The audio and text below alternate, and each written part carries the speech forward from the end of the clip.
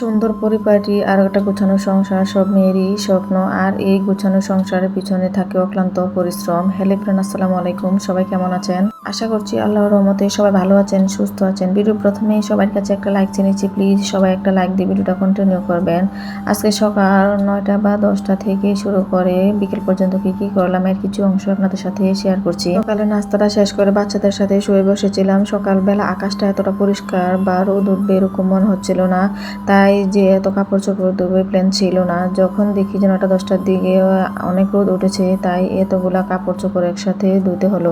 আজকে হচ্ছে আমার 2টা বেড, দোনো বেডেরই বিছানা, বালিশের কভার, বাচ্চাদের ইউনিফর্ম সবগুলোই ধুবো। আর ছোট বাচ্চা আছে, ওরও কাপড় চোপড় আছে, সব মিলিয়ে অনেকগুলো হয়ে গেছে। সবগুলা কাপড় চোপড় ধুয়ে আমি ছাদে রোদে শুকাতে দিয়েছি। যেহেতু এই বিছনা চাদরগুলো আমি উঠিয়ে রাখবো, তাই রোদে ভালোভাবে না শুকালে কিন্তু এই কাপড় থেকে একটা ব্যাড স্মেল আসে আর একদমই ভালো লাগে না। তাই রোদে শুকাতে কাপড় চোপড় ভালো লাগে। তারপর চলে আসলাম রান্না করতে। আজকে হচ্ছে মুরগি মাংস রান্না করবো, আর কিছু রান্না করবো না, যেহেতু আমার হাজব্যান্ড বাসায় নেই।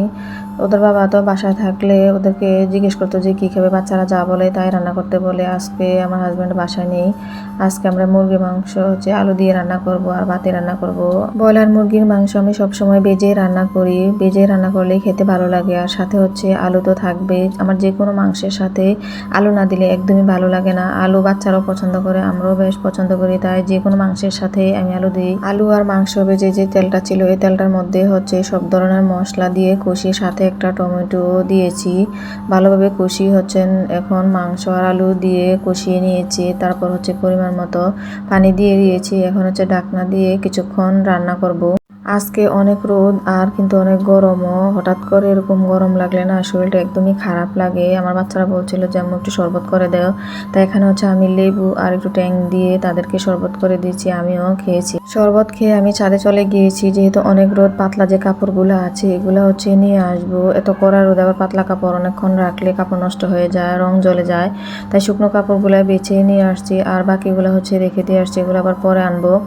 আর তারপর হচ্ছে আমি আমার রুমগুলাকে উপরে হচ্ছে আগে ঝাড় দিয়ে নিয়েছি, যে মাকড়সা বাসা ছিল এগুলো হচ্ছে পরিষ্কার করে নিয়েছি। তারপর নিচে ঝাড়ু দিয়ে নিয়েছি। এখন হচ্ছে ফার্নিচারগুলোকে একে একে সব মুছে নিব।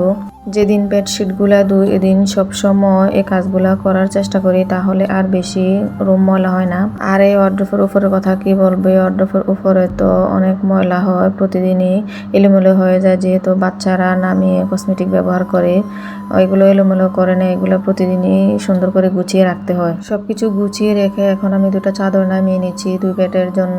2 বেডে বিছিয়ে দিব। আর যেগুলো ধুয়ে পরিষ্কার করেছি এগুলো হচ্ছে উঠিয়ে রাখবো। কাজগুলো করতে করতে অনেকটাই লেট হয়ে গেছে, যেহেতু আজকে শুক্রবার দিন। তাড়াতাড়ি আজান দিয়ে যে বাচ্চাদের মসজিদ আছে, তারপর আবার হচ্ছে আমার ছোট একটা বাচ্চাও আছে, তাকেও সময় দিতে হয়। এগুলো করতে করতে না অনেকটা সময় হয়ে গেছে, তাই একটু তাড়াহুড়ো করছিলাম। সব কিছু আমি ভিডিও ক্লিপ নিয়ে নিই আর কি, যেহেতু আবার নামাজেরও সময় চলে যাবে। তারপরে তো খাওয়া দাওয়ার পর একটু রেস্ট করেছি। রেস্ট করে হচ্ছে বিকেলের দিকে কাপড়গুলোকে হচ্ছে গুছিয়ে এখন রেখে দিচ্ছি। সারাদিন যতই পরিশ্রম করি না কেন, যখন দেখি যে ঘরটা একদম পরিপাটি সুন্দর গোছানো, তখন না অনেকটা শান্তি লাগে। কারণ আমাদের এটাই হচ্ছে শান্তির জায়গা, আমরা সারাদিন রাত এখানেই কাটিয়ে দিই। তাই সাজানো গোছানো থাকলে দেখতেও ভালো লাগে, নিজের মনটা অনেক শান্তি শান্তি লাগে। তবে বাচ্চাদের জন্য এই সাজানো গোছানোটা অনেকক্ষণ থাকে না, কতবার যে গোছাতে হয় এটা আমরা যারা ছোট বাচ্চা আছে তারাই জানি। তো এই ছিল আমার আজকের ভিডিও। কেমন হয়েছে জানাবেন। সবাই ভালো থাকবেন। আল্লাহ হাফেজ, আসসালামু আলাইকুম।